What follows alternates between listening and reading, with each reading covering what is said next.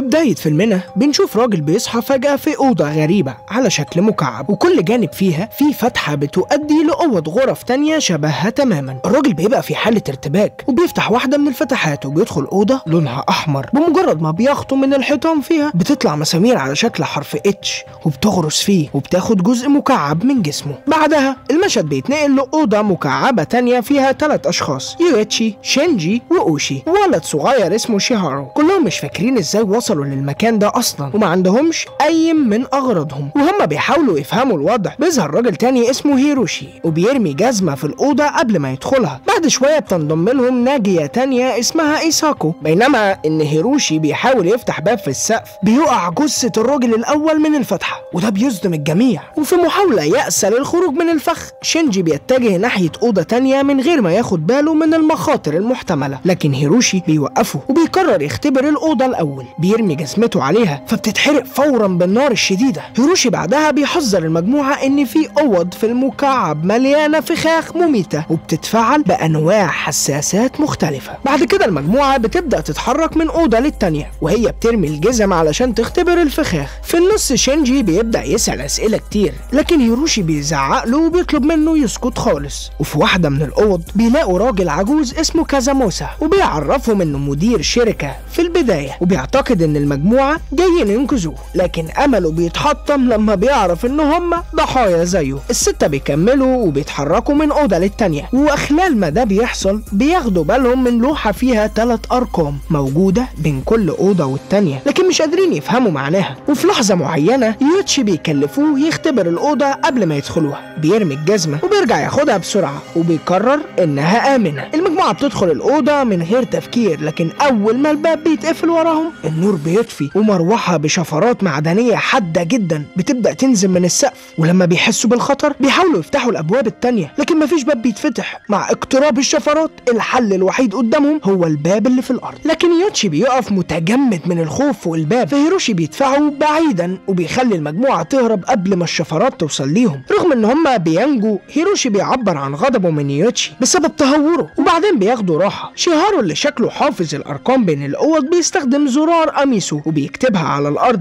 بعد كده بيعمل شوية حسابات رياضية صعبة وبيكتشف ان كل الاوض اللي فيها فخاخ بتبقى ارقامها الاولية. علشان يختبر النظرية يوتشي بيختار باب كله ارقام زوجية وبينط الاوضة التانية مغامرا بحياته، مع ان المفروض كان يرمي جزمته للتأكيد، بس هو دخل والنظرية بتثبت انها صح والاوضة بتكون فعلا امنة. بعد كده المجموعة بتستخدم الفكرة دي للتنقل بين الاوض، بس في وقت معين بيلاقوا نفسهم في اوضة كل الاوض اللي حواليها مليانة فخاخ. بيراجعوا الارقام تاني على امل يلاقوا حل، لكن مفيش فايدة. إيساكو بتقترح انهم يرجعوا للاوضة اللي جم منها، لكن للاسف بابها بيكون مقفول نهائيا. دلوقتي المجموعة محبوسة في اوضة واحدة، وكازوماسا بيلوم شيهارو وبيقول انه نظريته مفيش منها فايدة وان الرياضيات مجرد موضوع ممل ملهوش لازمة. وسط النقاش ده هيروشي بيكتشف ان واحدة من فخاخ الاوض بتتفاعل مع الصوت، علشان كده بيطلب من المجموعة تتحرك بهدوء من غير ما تعمل اي صوت. بيشكلوا طابور وبيتحركوا، لكن جينجي بالغلط بيوقع جزمة على الارض وده بيعمل صوت. نتيجة كده الفخ بيتفاعل واشعة ليزر كهربائية بتظهر في الاوضة. الاشعة كانت هتحرق كازوماسا اللي لسه جوه الاوضة، لكن المجموعة بتسحبه في اخر لحظة وبيتعور وبيتصاب اصابة بسيطة في رجله. رغم ان الراجل العجوز بيتنقذ، لكنه بيوبخ شينجي بسبب تهوره وبيبدأ يقول كلام وحش جدا عن الشباب. وبعد شوية شيهارو بيخلي المجموعة تركز على رسم مكعب مرسوم على الحيطة. الرسم بيبين ان كل الاوض دي موجودة جوه مكعب كبير ولازم يلاقوا طريقة توصلهم للأوضة اللي فيها المخرج. لكن قبل ما يناقشوا الخطوة الجاية الحيطة بتبدأ تطلق غاز سام وده بيجبرهم يجروا بسرعة. ده بيخليهم متلخبطين وبيسألوا نفسهم هو ليه الأوضة دي فيها فخاخ، رغم ان الباب ما فيهوش ارقام اولية. ورغم انهم مش فاهمين ما عندهمش حل غير انهم يكملوا في رحلة البحث عن المخرج.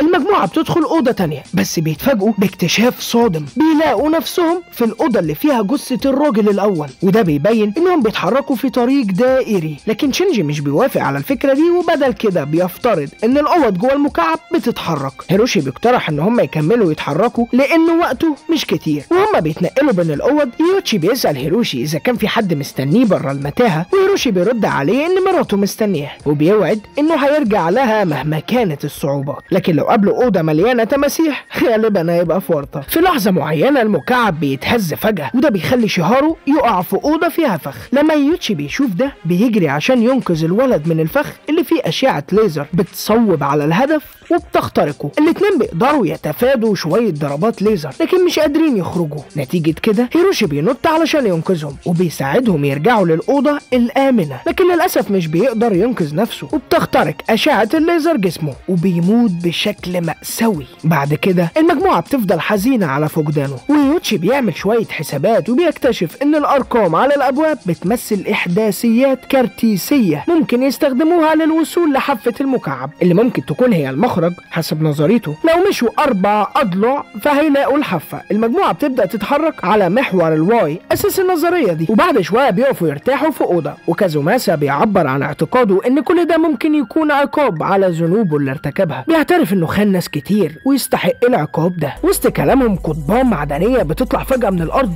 وبتتقسم الأوضة نصين وبتفصل كازوماسا وشينجي عن يوتشي وشيهارو وإيساكو. لما بيلاقوا إن هما مش هيقدروا يكونوا مع بعض تاني كازوماسا وشينجي بيقرروا يدوروا على المخرج لوحدهم وبيودعوا باقي المجموعة. من غير العبقري بتاع الرياضيات فرصتهم في النجاة شبه معدومة. بعد اللي حصل يوتشي شيهارو وإيساكو بيكملوا رحلتهم ناحية الحافة. على الطريق بيدخلوا أوضة فيها شاشة كبيرة بتعرض ذكرى مؤلمة من ماضي يوتشي. في الفيديو بنشوف أخو يوتشي الصغير هيروتو واقف على حافة مبنى وهو بيفكر ينهي حياته لأنه مش قادر يتحمل ضربات أبوه القاسية. يوتشي بدل ما يدعمه بيطلب منه يتحمل. بسبب ده هيروتو بينهي حياته، وده بيترك يوتشي محطم وملهوف بالذنب لأنه ما قدرش ينقذ أخوه الصغير. وبعد انهيار عاطفي يوتشي بيوعد إنه يصلح أخطائه عن طريق إنقاذ شيهارو وإيساكو من الفخ ده. وفي الوقت ده كازوماسا بيستمر في انتقاد شينجي وبيعبر عن كرهه للشباب، وده بيجرح شينجي بشدة. نتيجة ده شينجي وهو غضبان بيستغل لحظة عدم انتباه كازوماسا وهو بيبص من فتحة وبيضربه بباب الفتحة على دماغه وبيقتله في الحال. وبالرجوع للتلاتة تاني شيهارو بيصف يوتشي بالجبان لأنه ما قدرش ينقذ أخوه الولد الصغير. بيربط تجربته بتجربة هيروتو وده بيخليه مكتئب. بسبب ده بيفتح فتحة في الأرض وبيحاول ينط في أوضة فيها فخ، لكن المرة دي يوتشي بيمسكه في آخر لحظة وبينقذه على عكس اللي حصل من أخوه. وفي اللحظة دي بنلاحظ كدمات كتير على جسم الولد وده بيبين إنه تعرض للتعذيب زي هيروتو. في الوقت ده إيساكو بتقول إن هم وصلوا لحافة المكعب. لما بيبصوا من فتحة بيكتشفوا إن المتاهة محاطة بقشرة مجوفة وفيها فتحة من تحت اللي ممكن تكون هي المخرج. كمان بيشوفوا أوضة مكعبية بتتحرك كأنها أسانسير وبيعتقدوا إنها هتاخدهم للفتحة. يوتشي بسرعة بيحسب إحداثيات الأوضة المتحركة دي وبعد كده التلاتة بيتجهوا ناحيتها. في الطريق بيقابلوا شينجي اللي جسمه متغطي بالدم. رغم إن هم فرحانين في البداية إن هم اتجمعوا لكن بيبدأوا يشتكوا لما بيلاقوا إن كازوماسا مات في فخ، ومع ذلك ما بيواجهوش دلوقتي وبيكملوا في طريقهم للأوضة اللي فيها المخرج. وبعد شوية شينجي بيجبرهم يدخلوا أوضة فيها فخ وهناك بيقرر يعترف إنه قتل كازوماسا. لما بيحسوا بالخطر التلاتة بيحاولوا يهربوا لكن شينجي بيهجم على يوتشي بهدف إنه يقتله. يوتشي بيسأله هو ليه بيعمل كده فشينجي بيعترف بمعاناته السابقة. شينجي بيقول إنه كان شغال في محل بقالة وكان بيتعرض للإهانة من صاحب المحل العجوز والزباين كمان، وده خلاه يكره الناس. ومع انتقادات كازوماسا كرهه زاد لحد ما وصل لدرجة الجنون، ودلوقتي هو لا عايز يعيش ولا عايز يخلي حد تاني يعيش. بيحاول يخنق يوتشي لكن يوتشي بيفتكر اخوه الصغير وده بيديه دافع يقاوم. بيجمع كل قوته وبيقدر يصد شينجي اللي بيموت